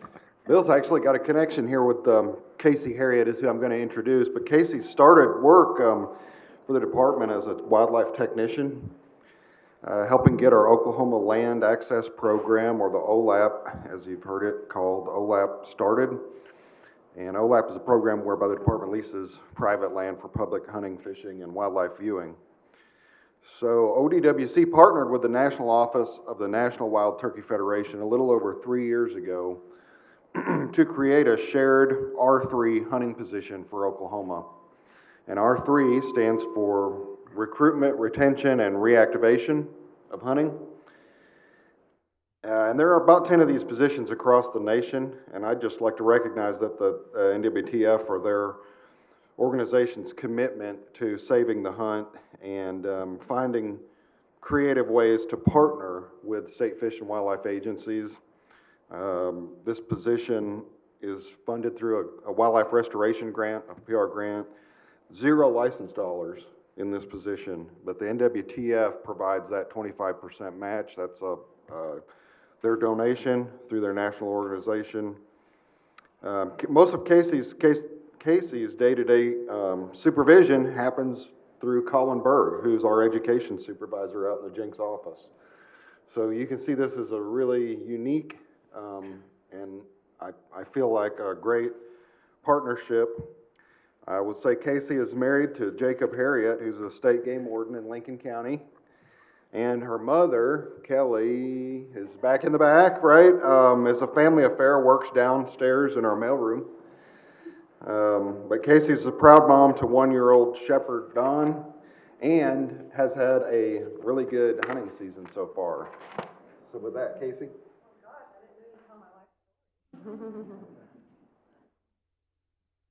Okay, so Tel gave us a lot of cool graphs and numbers, and I'm going to give you some pretty pictures now, so might be a little bit more digestible. So Nels did a great job of introducing me, but my name's Casey Harriet, and I like to say in layman's terms, I create programs and initiatives that increase hunting participation here in Oklahoma.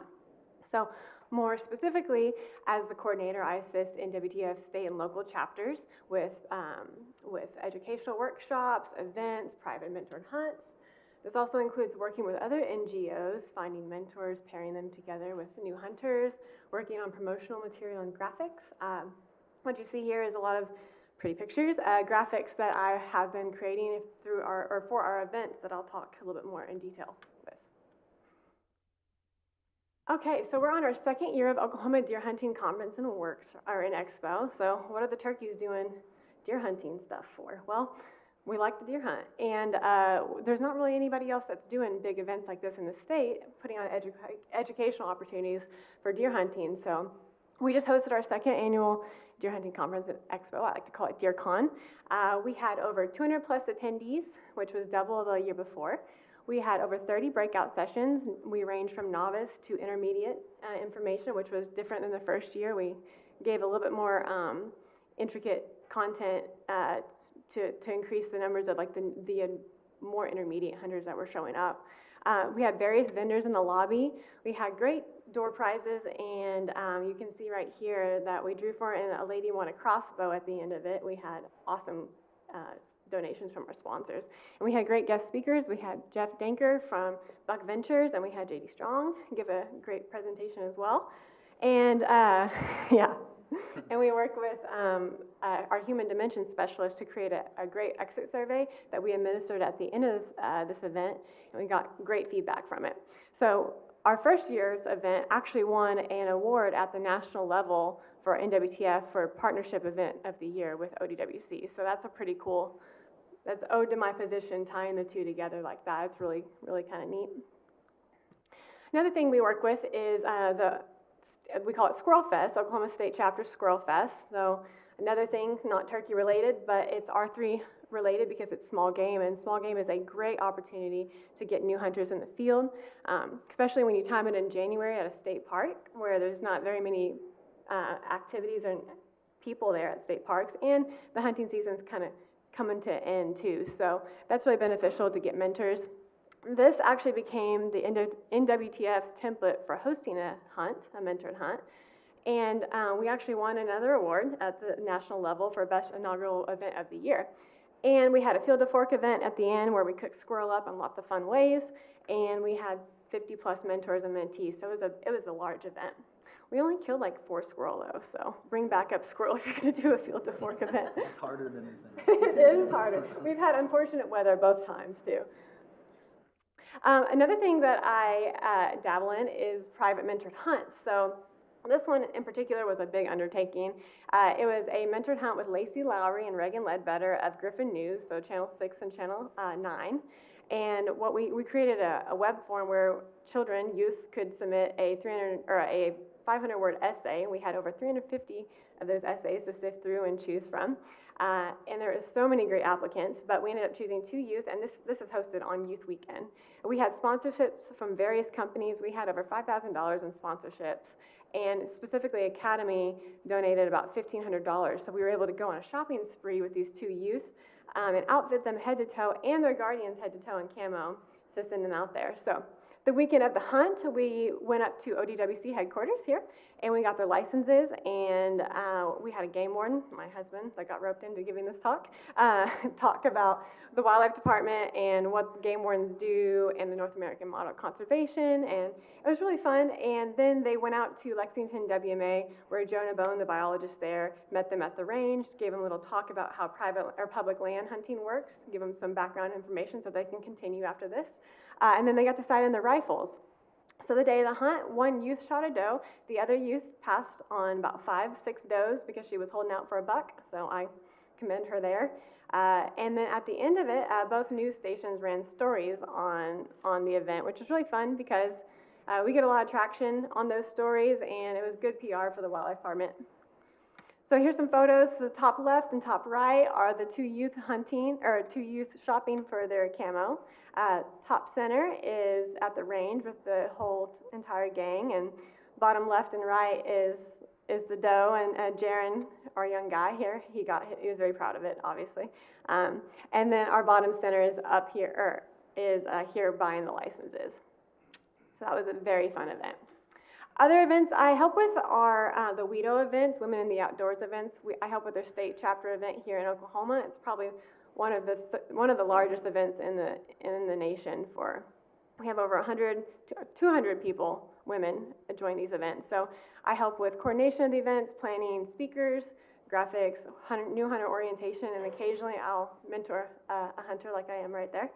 Another thing is hunting workshops across the state. We definitely educate the public on hunting, on turkey hunting, and we are planning to do a turkey hunting expo this spring. So we're in the planning stages of that. And also, I attend banquets and I give talks on R3 and passing the heritage on to the next. And I've gotten to a lot of Quail and Pheasant Forever banquets. Won a shotgun there, actually, and DU and fun stuff like that. Okay, so when I was first hired on, they had the framework built for the Oklahoma Learn to Hunt program, and then COVID hit, and so we did our best to try to get this program up and running. It was a partnership position or partnership club, hunting club, where we used members from DU, Pheasant Forever, Quail Forever, and WTF in local areas to put on or to create these clubs, and they put on about 12 events a year, one a month, and that's a big undertaking. And we realized with COVID hitting and issues with attendance that we only were able to pilot one program, and that was up in Tulsa, and we had a DU biologist leading that program. And we had about 3 or 4 mentors, and we had 6 to 8 new hunter participants. We ran into issues with attendance, school events, et cetera, and attendance on the mentor side, because that was 12 events to ask them to attend each year. And so they did do a couple archery or field days and an archery hunt, but we dialed it back for under this new revision on the new grant cycle, and we're going to just use Oklahoma and WTF chapters first and foremost. We're going to ask them to do 3 to 4 events a year, and we want them to stick within one group, whether it's youth, minorities, families, women. And we always believe that it's better to show people 4 and 5 times, or 3 and 4 times an event or a hunt or an experience for them to better pick that up and to continue to hunt in the future. So we want them to stick with the same group of people. All right, so this is the hunting resources page. It's a website that I had lots of help with creating. I'm not a web designer by any means, but it is a web page full of specific content on game species. We break it down into species type and season type. So for example, you click on deer hunting, you'll click on deer and it'll go to archery, muzzleloader, rifle, and then from there it'll break it down into how-to videos, regulations, public land, recipes, processing, even some of the virtual courses I'll talk about. And here's a list of some of my virtual courses. I host, during COVID, when I first got hired on, COVID kind of ramped up, and we went straight into the virtual course setting. And I host about 14 virtual courses every year. I usually have about 200 plus attendees annually. And all these courses they're recorded, and they go on our YouTube page and our ODWC website, which I just mentioned, the hunting resources page right there. And here's just a screenshot of our waterfowl biologist teaching the teal resident goose class. My favorite series, I feel like they didn't pay me to say this, but Turkey Tuesday series, I have a 3-part series, coming up in March, and we break it down very well for turkey hunting, and it's really fun. I usually give away like a turkey vest at the end for attendance-wise, so, but yeah, quite a bit of classes there to go through. And Tell's actually teaching our one coming up Wednesday, so thank you. Lastly, we have the dove field database, so this has been 2 years in the making. It's a compilation of W-made dove fields across the state. It's probably the largest compilation ODWC's ever had, which is kind of cool. Once again, we like to prioritize small game hunting. It's great for new hunters. It's a great kickoff to the hunting season, so it's real fun. It's an easy-use format for the constituents to look at. Biologists submit this data real time, so if they have a field fail, they can go in and say, this field did not produce, or update things as needed. And these fields are only active during dove season, and that's just a screenshot of what it looks like, of just some of the text, and then you can go by region, or you can go straight to the WMA site, and it'll always be down there at the bottom during dove season. All right, I sped through that pretty quickly, but you guys have any questions for me? And what's the average age of your participants, your attendees at these clinics that you put on? It's fun because it ranges so much. We have 50-year-olds, 60-year-olds, all the way Really? down to, yeah, like 8-year-olds and their parents. So there's really not a specific age group you would expect. I noticed that guy on the blind with you was a little older. older. Yeah, yeah. So was he pretty excited? He was very excited. Oh, she, okay. Yeah. Hey, we both looked rough that morning. Yeah, it was fun because she had Apologize for that. No, you're fine. She had a spike come out, and the rule was we could not shoot bucks. And she's staring at it, and she was even putting her crosshairs on. She's like, I really want to. I was like, I don't think I could pass on that. Like, I don't think I could say that I can't see those little antlers coming out there. I was like, that's not 3 inches or less, and I have a game ward husband, so I'm gonna hear it. But yeah, you could see, like, even, it's so cool, because we don't think about this as avid hunters, but when a new hunter sees a little spike come out, and you can see their heart beating out of their chest, it just kind of reminds you how you felt when you got started on this, and kind of reinvigorates you to want to pass that on to somebody else and mentor somebody else. So.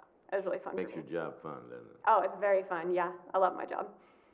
Well, that's a good presentation. We Thank appreciate you. that. Anybody else have any questions?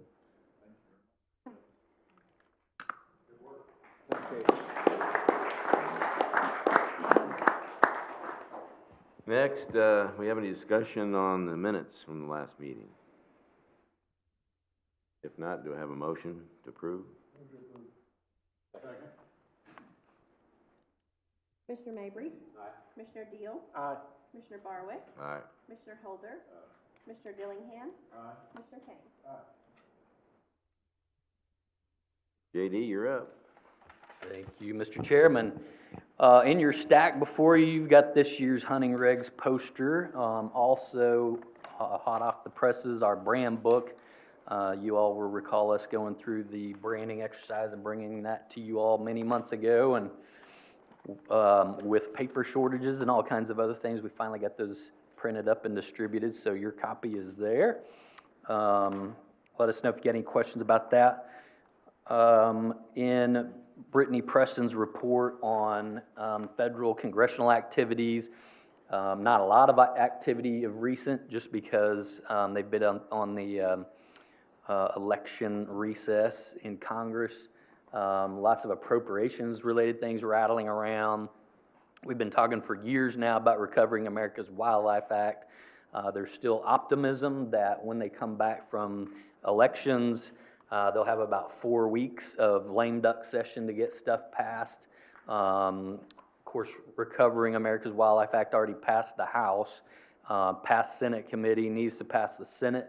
To get to the president's desk, there'll probably be some reconciliation somewhere in the process.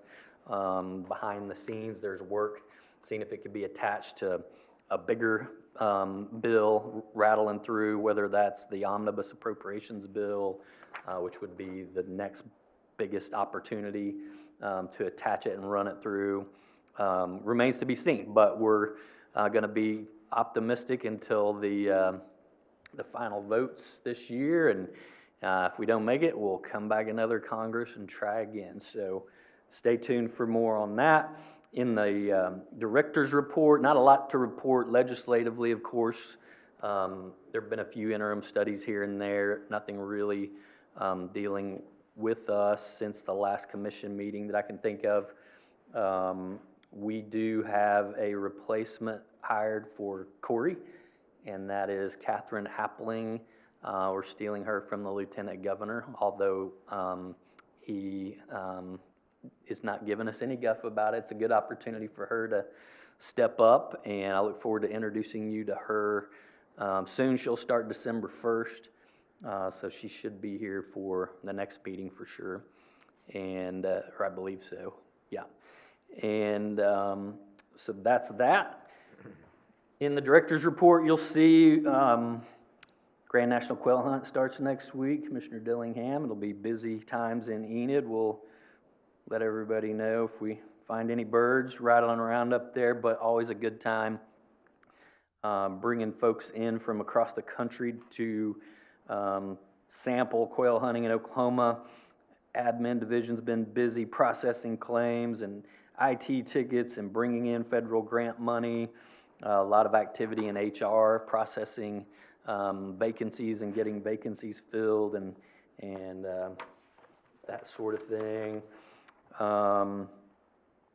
Still a lot of work transitioning to the new Workday personnel management system, timekeeping system. Lots of work in licensing. It's a busy time of year for license sales, and the new 365-day annual licenses went live November 1st. So took some work in the background working with Brant to get those up and online. You may recall last legislative session, even though we couldn't get our big license reform bill passed, they did pass a bill to make an annual hunting and fishing license available that's good for 365 days, not a calendar year license, which we were interested in as part of our bigger package anyway. The fiscal year license went away, and the new charge for those 365-day license is a little higher than the calendar year license, same price as the fiscal year license. So we'll look forward to seeing how that goes, but we expect that to be wildly popular. Property folks are working busily trying to get in new trucks, which is, as anybody that's tried to buy a vehicle lately knows, is extremely challenging, especially for pickup trucks. Fisheries is out stocking and sampling even this time of year. It's not just the hunting season. As Ken likes to say, fishing season is year-round in the state. So they'll be getting ready to crank up trout stockings at several locations across the state in those trout waters. I was able to catch one of our 6 fisheries staff that went to the Southeast Association meetings to present some of their research to their peers, and that's always good to see our folks on the national or regional stage talking about the good work that they're doing in fisheries. I'll let you all read at your leisure. Lots of other stuff going on there in fisheries division. I'm just scanning to see if there's any. You know, the recent passage of the new bass rules that you all promulgated last year, in effect, so far staff have processed over 240 bass tournament exemptions, I believe. So busy on that front. You recall those exemptions allow them to keep the bass for weigh-in that they would otherwise have to throw back, the big bass. And so in C&E division, lots of stuff going on there as well. Folks just wrapped up the, at least the regional FFA clay target shoots. There's survey work going on in survey program. Right now, you know, the Fort Sill elk raffle, which brought about $330 last year, I think is hovering around $70,000. Update, Nelson. 97,370. Man, it jumped in the last week, yeah. So we're approaching 100,000, but with you know, deer rifle season coming in, there'll be a lot more activity, even license purchases on our website. That's typically where we see a lot of activity, as well as quail season coming into swing. So lots of training of education staff out at the Jinx and Arcadia centers, certifying folks in hunter ed classes and so forth.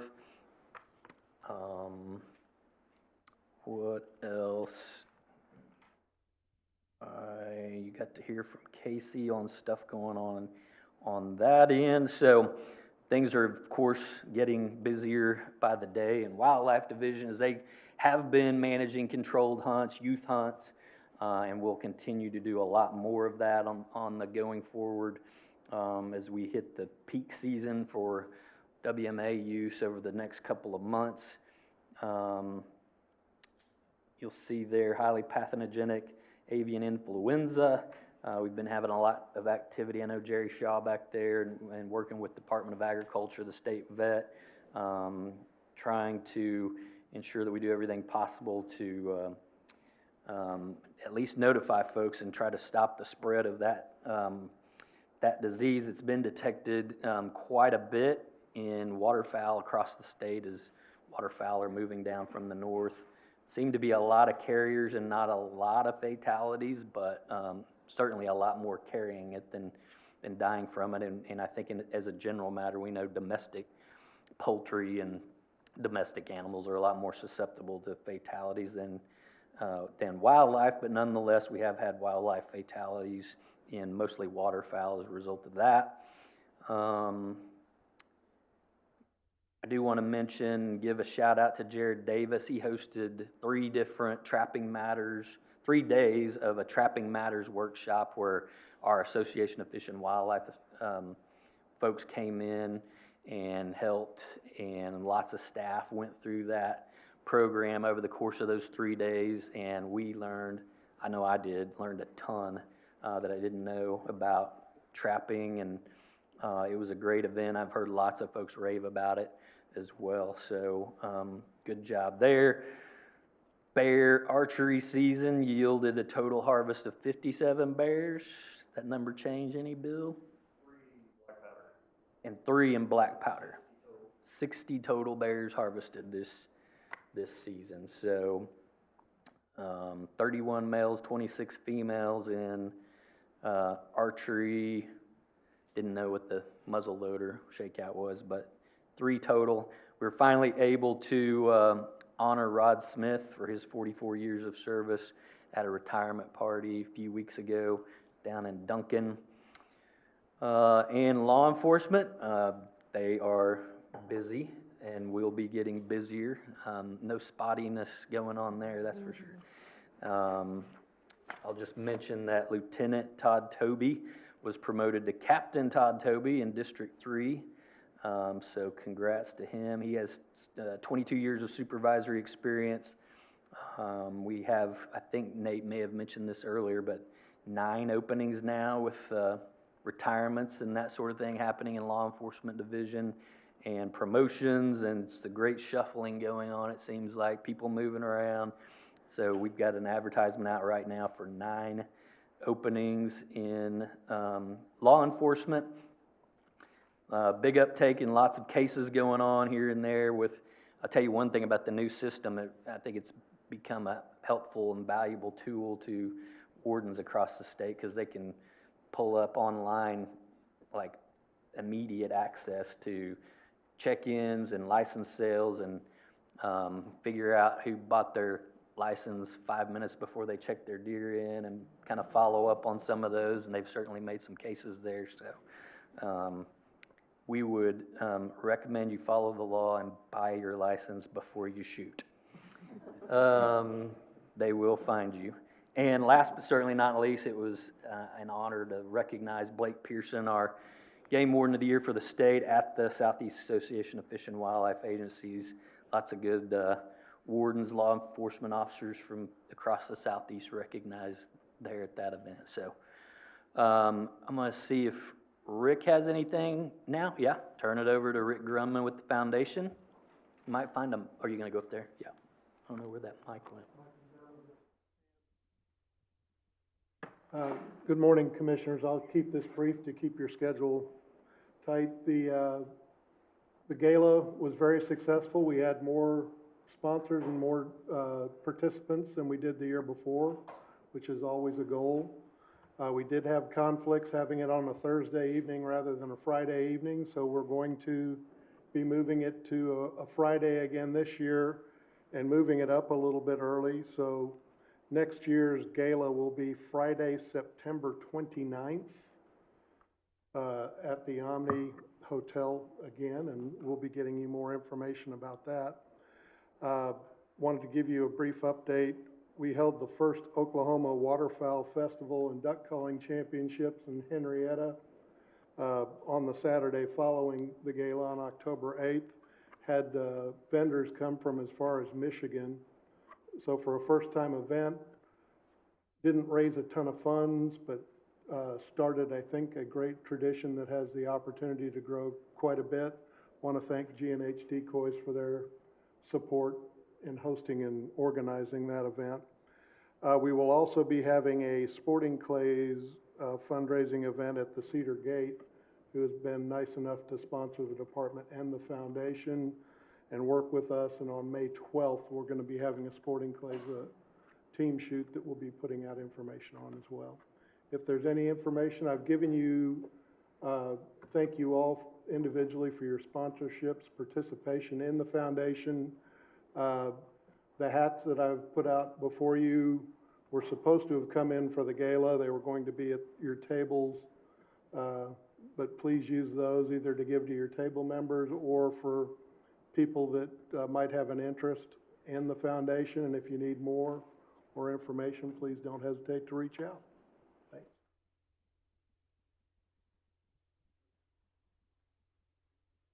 Thank you, Rick. JD, you have anything else? Oh, nothing else. Be happy to answer any questions. Okay, thanks. Moving on. Amanda, give us the financial statements for September 30th. Good morning.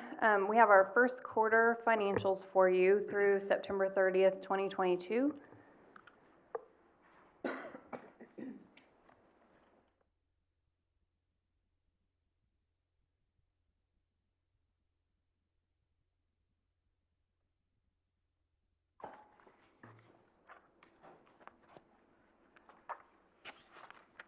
Sorry, I'll wait till it gets up.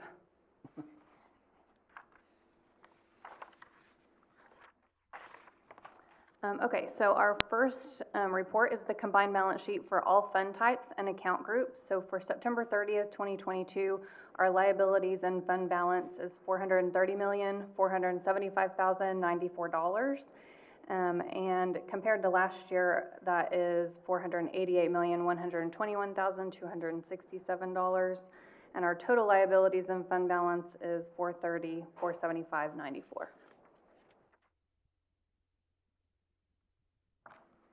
Our combined balance sheet for our trust funds, our expendable trust fund balance is $15,617,179.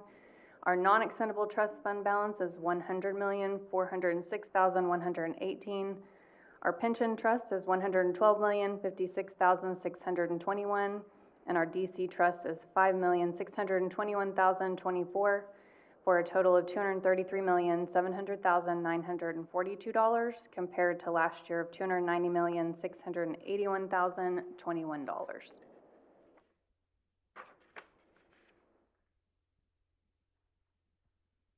Our combined statement of revenues, expenditures, and changes in fund balance for the first quarter. Our revenue is $11,264,064. Our expenditures was $15,493,850 for a deficit of $4,229,786. Our total fund balance for September 30th is $33,588,020, and that's a decline of 45.13% from last year.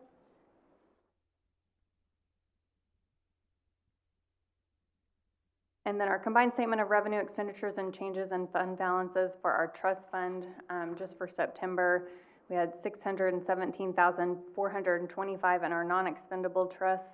Our pension trust has a negative $5,138,574.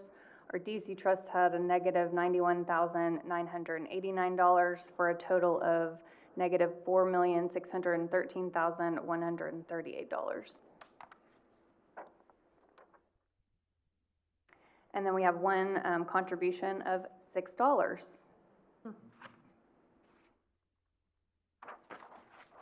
I'll be happy to answer any questions that you might have. I take it the big decrease is because of the stock market? Yes. Yes. Any other questions, comments? Do we have a motion to accept the financials and this donation? Oh, you may, okay. Okay. Have a second? Mabry? Commissioner Mabry? Aye. Commissioner Deal? Aye. Commissioner Barwick? Aye. Commissioner Holder? Aye. Commissioner Dillingham? Aye. Commissioner Kane? Amanda, you're still up. Yep, I have a little bit of license information for you that we'll send to you as well, but our number of recreational licenses sold was down 3% from October 2021 and down 7% year-to-date. Resident fishing is down 4% for the month and down 11% year-to-date. Resident hunting is up 6% and up 13% year-to-date. Non-resident hunting up 8% and down 10% year-to-date. And then lifetime licenses down 7% for September, down 5% year-to-date, and combo is down 14% and down 10% year-to-date. So today we have our actuary David Sawyer from Definity LLC. He's going to talk about our actuarial valuation report for FY22, and I'm going to help him with. I think we might be able to, I think you just have to go to page, is this the page you wanted? Yeah, can you do one? That's fine if you can. I think that's how he set it up in the, do you have a PDF instead of this? Can you put it in one-page view? One page, yeah. Hand graded just makes it bigger otherwise. Thanks.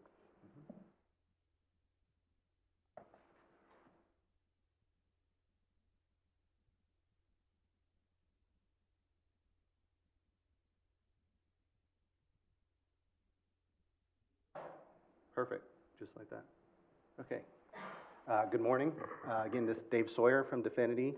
I'm here to present the results of the actuarial report for the defined benefit plan. And so this plan covers everybody that was hired before July 1 of 2010.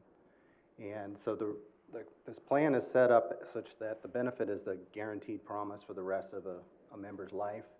And so we create this actuarial model to determine the present value of the benefits that are promised. And so that's the main part, the most difficult part of this. But what we're trying to do is assess the long-term funded status of the plan, make sure we're heading in the right direction, as well as determine the annual contribution that we're recommending be made based on the funding policy that's been in effect for a while. So the first thing to look at is that the cost of this plan goes up two reasons. One is if the assets do worse than expected, or if the benefits, the present value of those benefits go up more than expected. And unfortunately, this is one of those years where both of those things happened. The present value of the benefits went up primarily because assumption changes that were made to the model that were presented last year, but this is the first year that they were enacted. So that's why the benefits went up. In addition, as everybody probably knows, and is shown on the first line up there, it was a difficult year in the financial markets. Everything pretty much went down, bonds as well as equities. So the return for the year was a minus 12%. And keep in mind, this measurement is done as July 1, and I think Amanda was just talking about numbers as September 30th, and the market has gone down further. But this is a snapshot measurement that we do every July. So at that point, there were 119 million of assets that were available to pay pension benefits. So you can see compared to the prior year was 141, almost 142 million last year, pretty dramatic turn of events over that period. So, but the important thing is this is a long-term model that we do. So when we're determining your contributions and your funded status, we don't actually use that market value. We know the market's going to go up just like it did the prior year, up 22%, and down some years like this year. So we kind of smooth that out over time. And so what we use is called that actuarial value of assets. And you can see that's actually up 1.6 million over the prior year. So again, from a long-term perspective, the assets that we're using are about 130 million in these calculations. The number right below there, it's called the actuarial accrued liability. That's the number we create. That's the present value of the benefits that have promised that have been accrued to date. So you can see that there's a gap there, and that's pretty typical. So the funded status right below that is about 92%. So we got about 92% of the assets that we would like to see for this plan at this point in time. So over time, we just want to see that funded status keep trending up. We're going to hit 100% here eventually, but it won't always be smooth. Some years will go slightly down, some years it'll go up more than expected. So even though the assets were down this year, we were smoothing the prior year's phenomenal gains. So overall, we still think that things are on track to kind of be about 100% funded in the next 10 or 11 years. Okay, so based on all that, we've calculated the actuarial determined contribution for the year, about $2.3 million. And that's up a bit from last year, but last year it was 2.2 million that we were recommending. So even though we had basically everything go wrong, benefits going up, assets going down, we're still only projecting the contribution required to kind of get to 100% funded status, about 2.3 million this year. And historically, you all have generally, not every year, but generally contributed that or slightly above that. And that's also another reason why the funded status continues to be healthy every year. And we're heading in the right direction. Any questions before I have just kind of a few more things? I just wanted to stop there and see if anybody had any questions. It may be a little surprising that the results didn't materially change as much, but again, primarily because we're smoothing those assets. Hopefully the market will rebound a bit, and that's why we smooth this over time. We don't want our results to bounce around, every year based on market conditions, because this is a long-term promise, and that's how we look at things. Okay. The next thing to note, I said this is only for employees that were hired before 2010, July 1. So you can see the number of active participants up there has decreased from 181,000 down to about 181 to 167 active employees are still earning benefits in this plan. So in other words, there's an unfunded liability. That's a measure of benefits that were earned in the past. There's still 167 active members that are currently accruing benefits going forward. And in total, the number of participants, the total numbers went down from 454 to about 429. That's kind of what we expect for a plan that has no new entrants. We just expect that to gradually decrease, especially in the active members. And the number of inactive members will probably stay relatively flat for a while, and then it'll eventually start to turn down as well. So the last thing is that the valuation compensation, the payroll there, we show a couple of these numbers up above as a percentage of payroll. That's the payroll for the 167 active members. So just to keep things in perspective, that's the calculation that's involved there. So obviously your total payroll for all your employees is more than that. Okay, and then I mentioned that the model is based on a number of assumptions, and we reviewed a number of them last year. We made some changes, but the investment return continues to be 7%. So that's our long-term expectation of what the money in the trust is going to earn. And we still feel pretty good about that assumption. I think that's a pretty typical assumption that most plan sponsors are making these days. And especially after a year when the market has gone down, we actually are becoming more optimistic that the future returns are going to meet that 7% rate of return. So I think we're in a pretty good position at this point in time, but happy to answer any questions that you might have.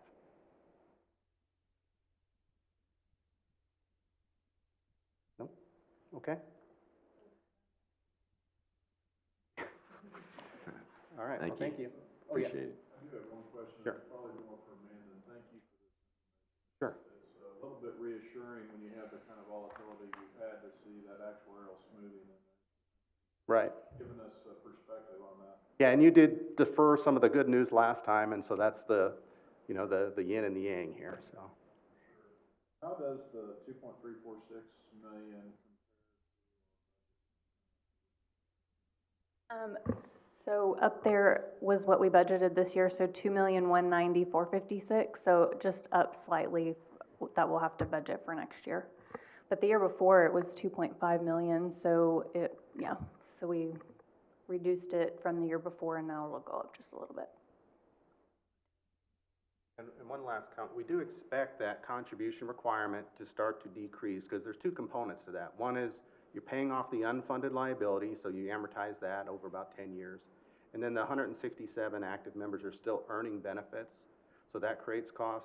Well, as the number of active members that are earning a benefit decrease, that alone will cause the required contribution to gradually decrease as well. So we do think if we projected this out, say, over the next 10 years, you just kind of see the $2.3 million just kind of gradually decrease over time. Thank you. Thanks, Amanda. And we'll have the audit report for you all in February.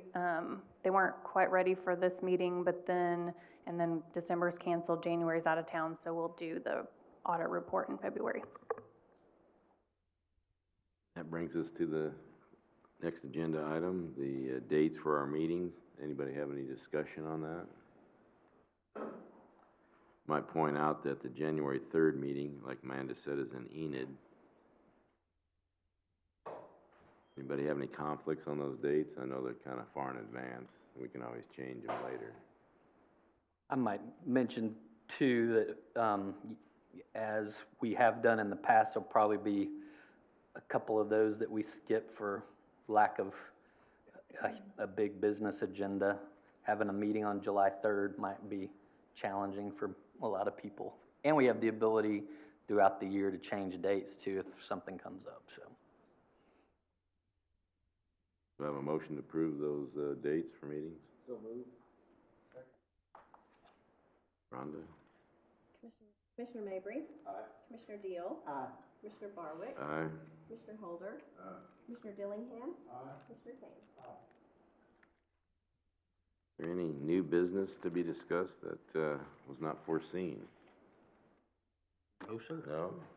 I might mention that the December 5th meeting of the commission has been canceled, so this meeting's adjourned. More deer hunting back. There you go.